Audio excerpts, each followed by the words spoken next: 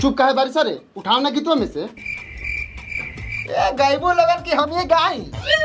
कि देवरा ढोरी ई का रे मत छोड़ा की एगो बियाह का होता आगे मुतत है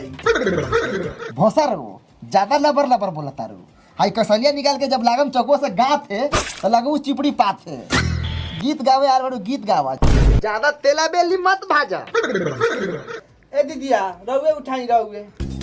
कि अपटन लगावेलिया मारा ए सुकले मैं छोरावता रो तनु खावा गोरे गोरे बहिया गुलाबी चूड़िया इनकर गोरे गोरे बहिया गुलाबी चूड़िया पर से उतरी भाभी बिछिया बाजाती है बिछिया बाजा के लइका गाल मत धरे सूख जाई देवरा दिन त लगाम ना लगावे